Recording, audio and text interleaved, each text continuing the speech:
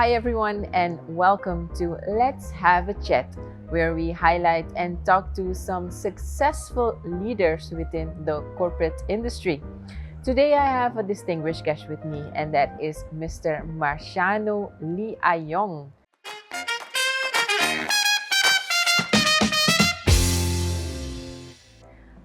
Thank you, Mr. Marciano Li A Young. He is the managing partner and CFO of Organizational Transformers NV. Welcome Thank again. you. Thank you, Priscilla. And thank you for the invitation, of course. You're most welcome. Mr. Li A Young, Yeah. could you tell me a little bit about yourself? Okay, so where should I start? So well, obviously, my name is Marciano Li A Young, 45 um, years old. Something I will never forget to say is I'm from Nikiri and been living here in Paramaribo for the last 25 years. So, as you mentioned, I'm managing partner at Organizational Transformers, OTNV, but as a bit of a serial entrepreneur, I'm also CEO at the Lucri Holding, which is a group of companies providing services in the field of construction, IT, and security. And in being a representative of both companies, also one of the founders of the Local Content Alliance. Oh, that's a bit, but a whole lot.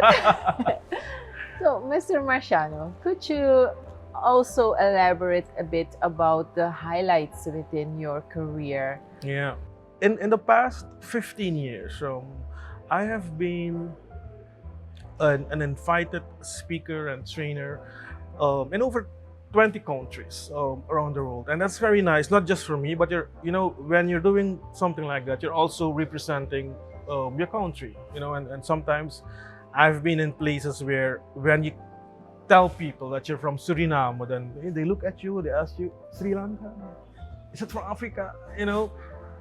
And it just shows you how unknown our country still is. So that is something that I see as a highlight. But something even bigger for me is this company, Organizational Transformers. And the reason for it is that I have been in the consulting and training business for over 15 years now. And with another company, my company was called Pragmatic by then. And at a certain point, I realized that if you want to grow, you need partners. Mm-hmm. You need others to complement the strengths and, of course, the weaknesses you have. And so 5 years ago in 2019, I started approaching competitors, really, in between brackets, of course, other companies who are active in the same field as I, but providing services that were not exactly the same. So I started talking to a number of these companies in Suriname, telling them about this idea I have of growing to become a bigger company, not only active in Suriname, but in the Caribbean. So there was a lot of back and forth discussions and so on. And about 6 months later, I found three other partners who were they saw the vision, and so that is where we started OTNV, Organizational Transformers, and one thing that I still find to be very remarkable is the fact that when we started, there were so many people telling us, "Hey, why do you want to do this? Because in Suriname we don't work together. We don't do that. It won't work." Now we're here 5 years later. A month from now, we'll be celebrating our 5th anniversary, and I guess we're proving them wrong. That yes, in Suriname, you can work together. You can join forces to to become bigger. And for me, OTNFA, the startup, and this first 5 years, definitely are something that I am very proud of. Could you tell me a little bit about all the challenges that you have faced along your career path within OTNFA? Well, yeah, all of them maybe not. There's a lot that I can definitely say when you're an entrepreneur, and definitely when you're aiming to grow and to become bigger, there always will be failures. That's just something I believe. And there's two things I would definitely like to mention. This before OTNFA even, about 10 years ago, one of the companies I founded went bankrupt, and that was due to decisions I took, and with the company, me as well. So I can still remember this period of my life where I lost everything, which was very devastating. Then I saw the power of having the right people around you, because that helped a lot to recover and start, and then when I'm looking back to that period, then like when it happened, I cried. If I'm looking back now, I'm laughing about it because it was just lessons learned. I learned a lot of valuable lessons from them, from that event, and it actually helped me to grow more. So that's why I always say to people, hey, the failures that you have are maybe a bit more, even more important than the successes. Successes are great, but it are the failures that help you grow, really help you grow. So that's one, and a second one, which is actually very recent, and that is something that a lot of entrepreneurs, business people, business leaders should take into account, and that is that because I was so focused on work, focused on the business, on growing, I kind of slipped with I slipped in another focus that I should not have, which is on the home front. The work-life balance, it was not great, and it ended in a divorce. Well, actually, it's divorce that's going on now, and the main reason for this is spending too much time on wanting to grow the business, and sometimes taking for granted that you're not alone in it. You have a partner. I have seen it happen around me, and going through it as well, and of course it is a very big challenge because it has had a great influence on work as well. Because you start to doubt yourself and doubt a lot of things, but again, lessons learned. There are lessons learned from it, and I'm actually writing a book about it. So. Wow, okay. About the lessons learned. So I hope in 3 or 4 months the book will be out. Okay, so you're talking about you're writing a book about lessons learned, and I think you have learned many lessons within your experiences. But as you mentioned the book, could you tell me a little bit more about the book? The book is doesn't really focus on lessons learned. It includes the lessons learned. The book is more about creating balance, and creating balance in the life as you go on the path of success. At the beginning, you said successful business leaders, and every time I hear someone saying that, and I think, okay, what is successful? Because can you say that? Could I say that I'm successful because the business is growing, but the home front, so am I successful? I don't know yet. But it's all about creating balance. So in this book, I'm discussing creating balance, and trying to shift to create a shift from what people call work-life balance to life-work balance. Because I believe that just the mere fact that you're talking about work-life balance makes you put work in the first place, you know? Yeah. And first work and then life. Yeah. I was like that. I'm learning now Yes. that it should be the other way. Life first and then work.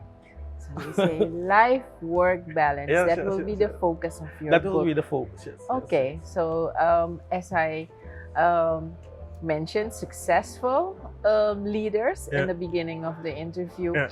and you, Mr. Marciano, you say success can only mean if you have a balance Yes. within those two. Yeah. Okay, Yeah. Yeah. and could you give me maybe a tip or what can starting entrepreneurs that are overwhelmed with work, or also other entrepreneurs that are overwhelmed with work and don't know how to balance the life-work balance? Yeah. Could you give me one piece of advice concerning that So topic? what I'm working on now in the book is to actually use a few business tools that businesses use, and one of them is the balance scorecard, where I'm discussing, just like how businesses, well managed businesses use balance scorecard, where they have goals in 4 areas: financial and commercial and internal, etc. For the same way, if we do that for ourselves in our personal lives, right? Like you create, like, let's say 1 to 3 goals for yourself, for your self development, 1 to 3 goals for your family or the people who are important for you, financial 1 or 3 goals, so if you do that, like in these 4 areas, it will start to it will help you to realize that you can actually not be focusing on just one. So you need to spend time a bit evenly across the 4.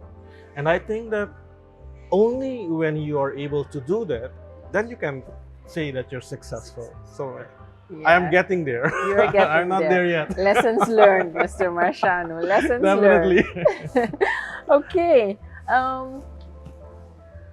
I would like to know from you, apart from the business and writing the book, what are your other social activities? Yeah, for the last few months, due to some personal things, I have not been very social to start with. But I have been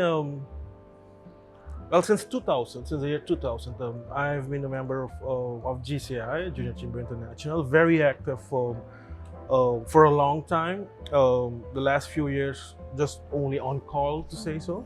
I am part of. I'm a lion, so that's also something spending quite some time with. And yeah, in fact, that's it. Yeah.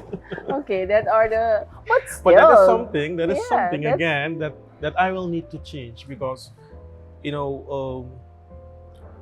you need those social activities for yourself, to unload, to get in touch with others other than just the people you work with. So that's definitely something that coming out of the lessons learned, that I'll be doing more. Okay. I'm kind of too much of an introvert, I think, so I rather be at home and enjoying the quiet. But sometimes you just need to get out. Yeah. Okay, nice. The oil and gas trends in Suriname, but also in the regions, in this region. What is your or the company's future outlook for this industry? So one thing that I do a lot is look at our neighbors in Guyana to see what happened there and why it went the way it went. And I think that one important note to make is that in Guyana, was not ready for everything that happened, not fully ready for everything that happened. And that is something that we should learn from. You know, we should see what is going very well, because there are some things going very well, and some things didn't go that well. So what can we learn from that? So using those kind of experience, and of course all other lessons learned, I think that if Surinamese companies invest in getting ready, invest in complying to all the regulations and rules and standards. For those who do that, there will be a very great future. I definitely believe that.